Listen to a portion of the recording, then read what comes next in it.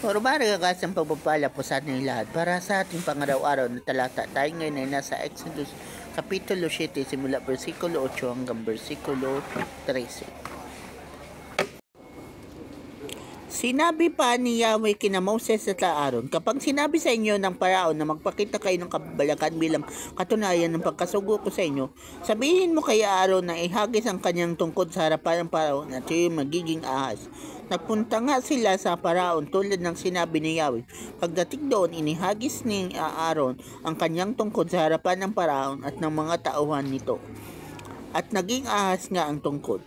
Nang magkagayon, ipinatawag ng Paraon ang mga paham at mga salamangkero at ipinagawa ang ginawa ni Aaron. Inihagis nila sa lupa ang kanilang mga tungkod at naging ahas din. Ngunit ang mga ito ay nilulon ng tungkod ni Aaron. Gayon nagmatigas pa rin ang Paraon at hindi nakinig kina Moses at Aaron, gaya ng ipinauna ni Yahweh. So sa passage na to, si Moses at Aaron ay gumawa ng miracle sa harapan ng Paraon.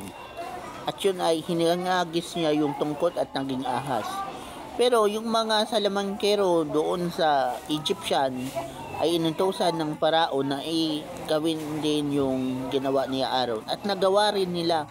So ang ibig sabihin nito, yung mga magician na yun kayang pikiin ang milagro ng Diyos o yung miracle. Pero bandang huli, niluno ng tungkod ni Aaron yung mga ahas na galing doon sa mga salamangkero. Ibig sabihin, mag-ingat tayo kasi kahit noon may mga peke na talagang milagro. At yun ay mga magicians or sa panahon natin ngayon, black magic ang tawag. Pero ang miracle na galing sa Diyos ay hindi kayang pantayan ng mga counterfeit, ng mga magician. Kasi nga, ang Diyos na mismo ang gumawa nun. Hindi lahat ng nakikita niyong milagro ay galing sa Diyos.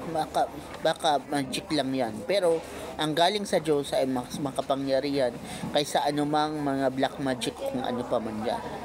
Kasi siya ay Diyos.